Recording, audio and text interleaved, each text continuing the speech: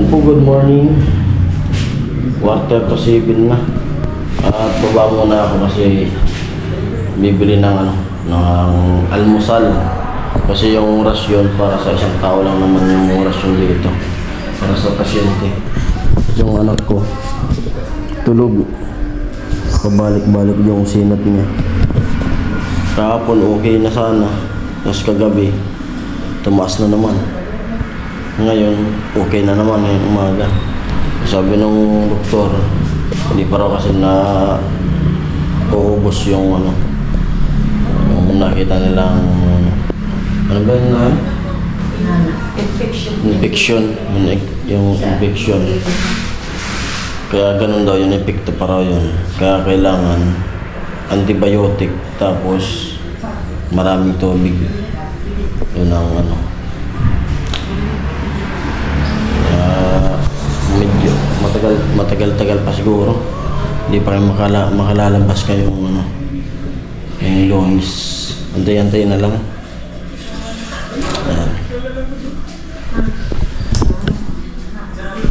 Ayun, labas na ako.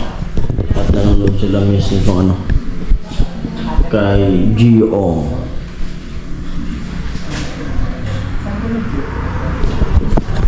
Yun, labas. At sa labas di ako pwede mag-vlog kasi bawal. Bili mo na itong almusal. Ayan, bang. Yan, lakad na lang para tipid sa gas. Hindi lang bibili ng almusal sa una ng Sigera. Lakad. Ayan, lutang na yung utak ko. Kulang hatulog. Pangalawang araw na namin dito sa ospital. Papikit-pikit lang yung pagtulog. At yun, yung budget natin ay paubos na rin. At buti lang nagpadala yung biyanan ko sa kahapon ay kagabi. Nagpadala yung biyanan ko. Yung salamat sa biyanan ko na sumusuporta sa amin. Kukunin namin mamaya dun sa Palawan. Salamat sa kay mama. Kaya almusal dito. Almusal. May kanin na po.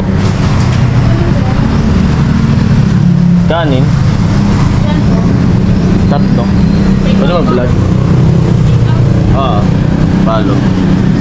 Magkano sang kanin? 12. Sige na, tatlo.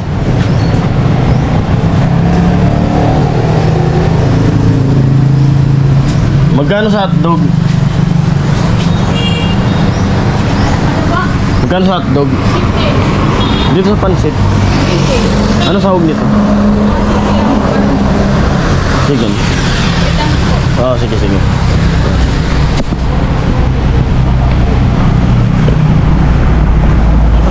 Yung buti may bukas na dito sa harap. Kahapon kasi doon ako nakabili sa unahan.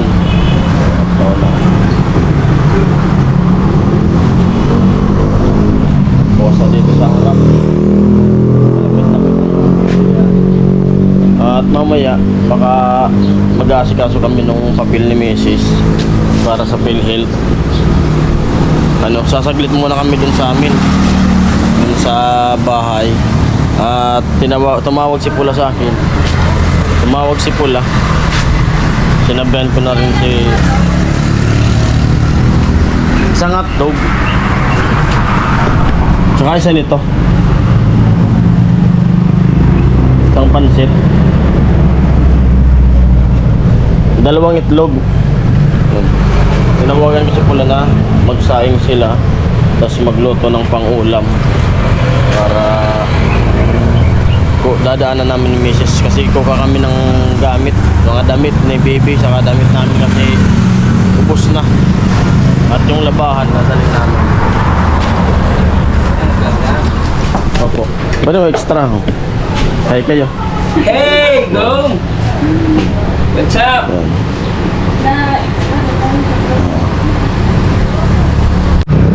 Ayun, nakabili na ako ng almusal namin. 3 kanin, 1 hotdog, 2 itlog, 1 pansit, 95 pesos. Pag umaga ganda ng panahon, ang bukid ng Iriga. Tapos pag hapon, lakas ng ulan. Kada hapon, walang palya, lakas ng ulan talaga. At yung motor ko ililipat sa garahe. Bawat pala dun sa garahean ko.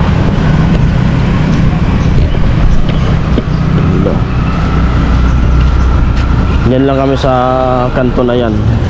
Yan sa kanto, pinakakanto. Yung kwarto namin. Pangalawang araw. Hindi ko alam kung nasa magkano na yung bill natin. Kaya dapat maasikaso namin yung papel para makabawas. Yun. Napapasok na ako. Ayun po, nakapag-almusal na. Alis muna kami ng asawa ko kasi may lalakarin kami na dapat lakarin na papel. Asikasuhin. Yung mga dapat asikasuhin ng pila, PhilHealth, sa DSWD, marami asikasuhin. Kasi iwanan muna namin si mama dito saka yung anak ko. Nak, inom ng tubig. At tapos didiretso kami dun sa bahay para kumuha ng gamit. Ibang gamit. Mga damit. Kasi wala pong sabi kung hanggang kailan kami dito. Ayan, sige po. Kamoy. Ayan, sarado pa dito sa opisina kasi papayos namin yung papel. Mali yung spelling nung pangalan ng anak ko. At punta muna ako dun sa sentro ng Iriga para bumili ng tubig. Kasi wala nang tubig yung anak ko. Yan po. Yan po, nakabili na ako ng mineral na inumin ng anak ko. Kasi paubos na. Ay. 87 yung isang piraso. Ay nako.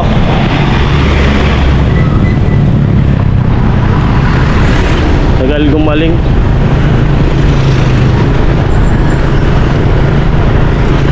Mabubusan na tayo ng budget. Gusto nang lumabas ng anak ko kaso di pa pwede. Kasi yung lagnat niya pabalik-balik. Epekto daw yun ng infection.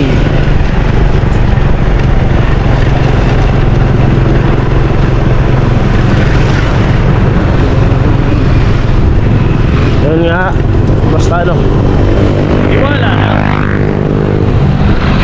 at magtiwala, huwag kang matakot, huwag mabahala. At dito na ako sa ospital. Ayan, medyo okay na naman yung pagkaramdam. Makulit na naman. Ikaw na ko, parang makulaligas sa ito, bibi. Maingay na naman. Ganyan pag okay yung pagkaramdam. Bibi sa akin na, bulo na bibi sa kamila. Yan. Yadi po, nagulog po sa pagkakubanyan ka. Inom ng tubig, nagwiwi ka, dapat uminom ng tubig pag nagwiwi. Para malinis, para kung ano, makalabas na tayo. Tulungan mo yung sarili mo. Shot puno. Ubus yan ni baby. Ubus yan. Ubus. Para ano kasi Ubus. talagang talagang inakakailan. Mama, tatanong na naman kung nakailan ng baso.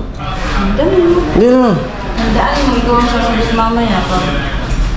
Nagtanong yung Pag naubos mo yan ngayon, pang isa pa lang yan. Nakaisang baso ka na.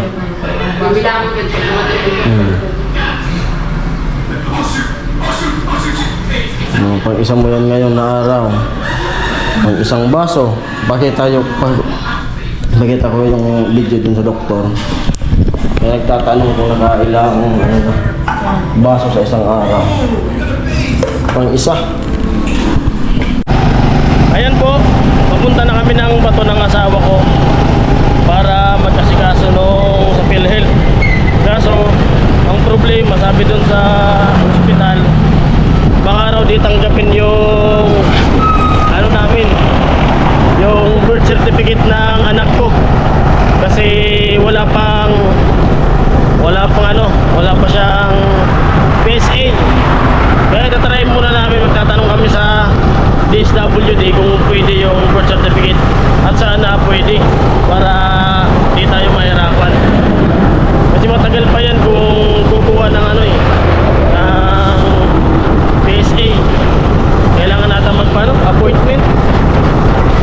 Oo. Ayan. Dito na kami sa Nabwa, papuntang Bato. Yan, malapit na lumiko papuntang Bato. Si mama yung nagbabantay sa anak namin.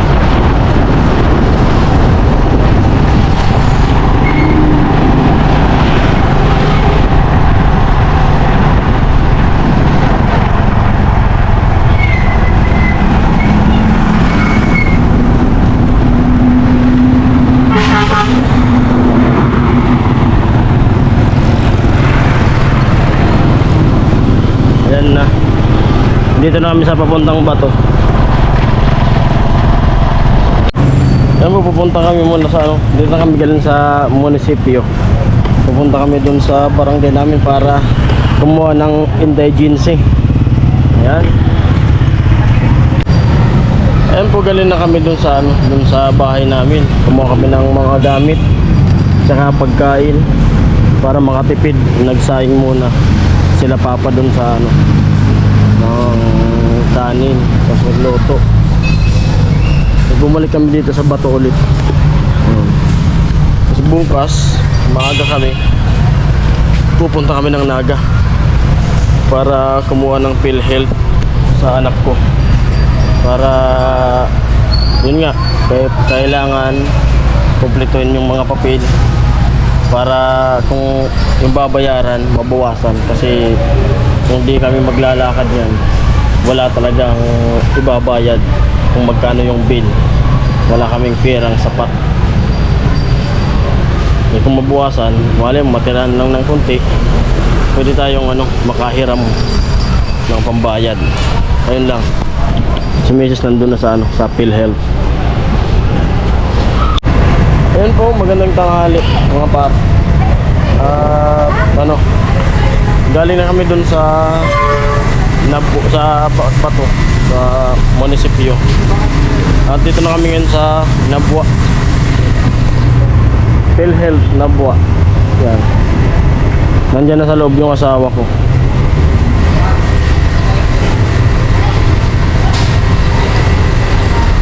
Mga gamit namin, pagkain, mga damit. Kasi di pa namin alam kung kailan kami lalabas, kaya kumuha na kami ng mga gamit dun sa bahay. Tanghali na, alas 12.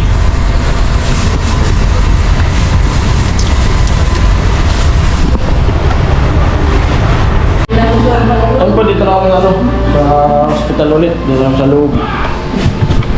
Si baby pagod. 12:30. Grabe init sa labas. Ay nako, hindi pa natapos yung lalakarin. Mamaya kain muna kami dito sa loob bago mag-asikaso. Ayan po. Ayan po, 2:15. Ayan. At yung advice nung doktor sa amin kanina, pumunta dito yung doktor, yung sabi, pag di na raw magkasinat ngayon at magdamag 24 hours ngayon, di na magkasinat, bukas pwede na kaming lumabas. Ayan. Salamat. Sana hindi na magkasinat si Bibi. At ayun, nanonood kami ng premiere. Naka-premiere po ako.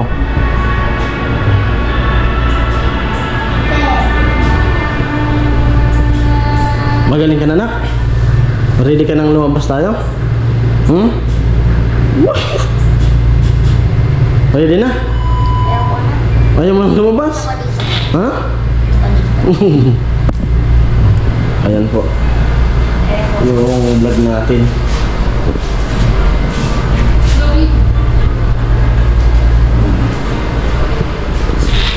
Ada chat diri